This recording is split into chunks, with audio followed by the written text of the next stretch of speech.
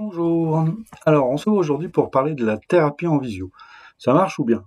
Alors, je fais cette vidéo vraiment parce que j'entends régulièrement mon corps et avec étonnement beaucoup de personnes qui pensent que la thérapie à distance, c'est pas fait pour eux, que ça ne fonctionne pas.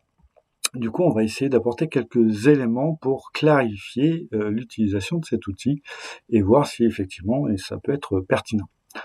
Alors, pour commencer, je vous parlerai déjà de mon expérience avec la visio. Ensuite, on regardera ce que disent les études scientifiques à propos de ce sujet.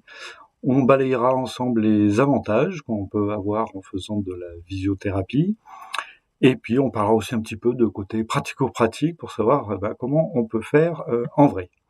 Alors tout d'abord, mes expériences en visio, j'ai eu rapidement accès à la visio dans les entreprises dans lesquelles j'ai travaillé. D'abord pour faire des réunions. La première fois, c'était une entreprise qui travaillait avec des pays étrangers, notamment le Pays-Bas et les États-Unis. Et ils étaient tout de suite dans ces nouvelles technologies. Et c'est vraiment un outil que j'avais vraiment apprécié au travail pour éviter justement de faire de grands déplacements pour pouvoir réaliser nos réunions et avancer sur des projets.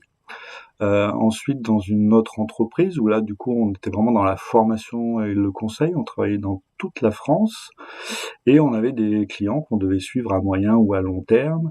Et cela nous permettait de réduire aussi les déplacements et d'être efficace pour faire avancer les projets. C'était tout à fait confortable. Et j'y voyais en plus un grand intérêt d'un point de vue environnemental pour éviter de se déplacer et de polluer la planète pour pas grand-chose, juste 2 heures de réunion, faire un aller-retour à Paris pour ça, c'était un peu dommage, quoi. Ensuite, j'ai eu l'expérience aussi, comme tout le monde, du Covid. Pendant cette période-là, du coup, on était un petit peu isolés et j'ai des amis de la famille qui m'ont dit tiens, on pourrait peut-être faire une visio quand même pour se voir. J'avoue que j'y voyais tout à fait un intérêt dans le milieu professionnel, mais j'y avais pas réellement pensé d'un point de vue perso. Mais bon, du coup, j'ai quand même accepté d'essayer cette expérience-là et j'ai vraiment été agréablement surpris. Déjà parce que ça se passait effectivement très très bien et surtout on pouvait vraiment se rendre compte que le lien et que la relation était vraiment présente pendant qu'on faisait ces visios-là. Donc du coup, j'y ai vu quelque chose aussi de plus personnel.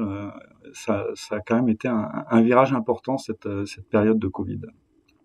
Ensuite, je l'ai utilisé également en thérapie pour ma thérapie personnelle. J'ai même pu expérimenter de l'EMDR pour ceux qui savent ce que c'est. Et puis dans mes formations aussi, j'ai eu aussi des expériences en visio formation du coup, et c'est pareil, ça m'a apporté également beaucoup et j'ai trouvé que c'était très efficace.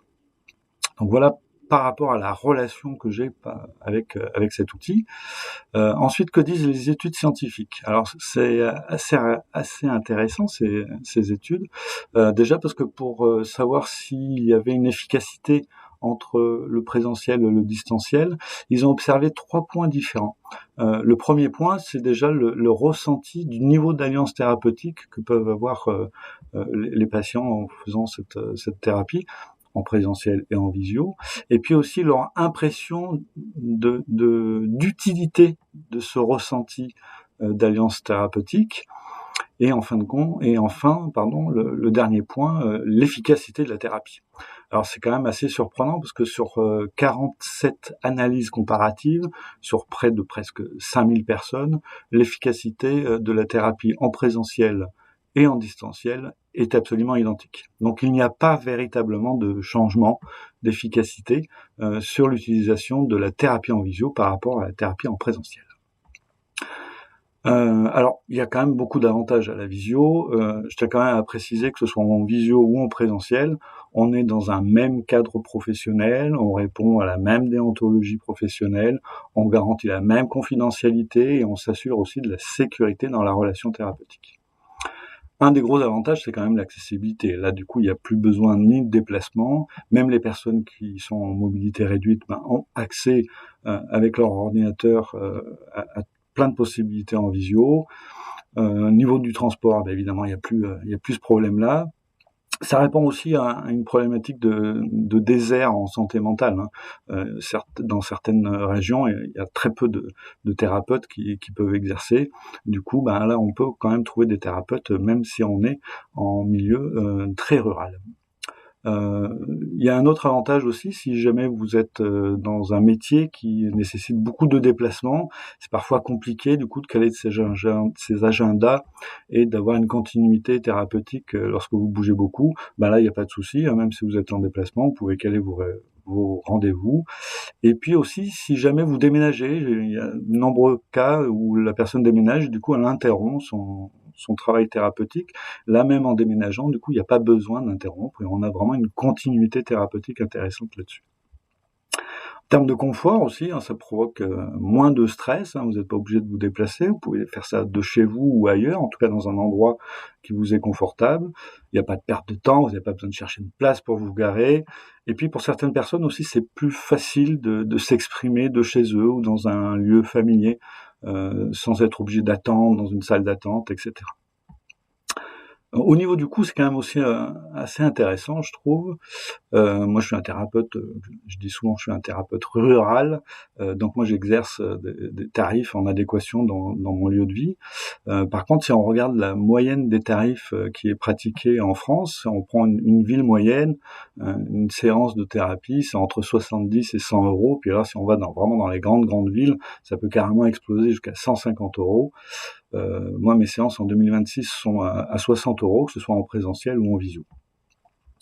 Alors évidemment, il y a quelques précautions à prendre hein, quand on veut faire de la visio. Tout d'abord, il faut avoir une connexion Internet, évidemment, un bon débit. Moi, je suis encore en ADSL, je suis pas encore à la fibre, mais mon ADSL a un très bon débit, il n'y a aucun souci là-dessus. Il faut aussi vraiment trouver un endroit tranquille, être sûr vraiment de ne pas être dérangé, être posé tranquillement. Ça, c'est vraiment indiscutable quand on veut vraiment faire une séance en visiothérapie. La notion de tranquillité est très importante. Alors comment ça marche en pratique au niveau de la prise de rendez-vous, tout ça? Ça dépend. Il y a plusieurs façons de faire. Il y a des plateformes qui sont dédiées à ça. Ça représente quelques avantages. Effectivement, tout est centré sur cette plateforme-là. L'avantage, c'est qu'en plus, vous pouvez peut-être trouver des tarifs un peu moins chers. Alors, je tiens à préciser que c'est pas le tarif de la séance qui est moins cher, c'est comme la plateforme prend une commission sur la séance. En fait, le prix affiché, c'est réellement ce que va toucher le praticien, mais il faut savoir quand même qu'une plateforme dédiée prend entre 20 et 25% de commission sur chaque séance pour pouvoir gérer cela. La plupart du temps, les paiements se font à l'avance et la visio se fait directement sur la plateforme. Personnellement, moi je fais autrement. Tout simplement, les personnes prennent rendez-vous directement avec moi et puis je les appelle en utilisant différents outils, hein, que ce soit Zoom, WhatsApp ou Signal. L'heure et le jour décidé, on fait la visio et le paiement se fait après par virement tout simplement. C'est aussi une question de confiance hein, quand on est sur un travail thérapeutique. Moi, je suis tout à fait confiant par rapport à mes clients et je sais très bien que voilà, ils paieront, il n'y a pas de souci là-dessus. Je suis pas inquiet. Il peut y avoir des oublis évidemment, mais dans ce cas-là, c'est pas grave. On fait un petit rappel et puis ça se passe tout simplement en confiance et c'est simple. Voilà ce que je voulais vous dire du coup par rapport à la thérapie en visio. N'hésitez pas à vous abonner si vous voulez suivre ma chaîne et poser des questions aussi. Je vous garantis que je réponds à toutes les questions. Et la prochaine visio, ça sera sur les différents grands courants de la thérapie. Qu'est-ce qui existe depuis presque une centaine d'années? On pourra balayer ça ensemble. Merci à tous. Au revoir.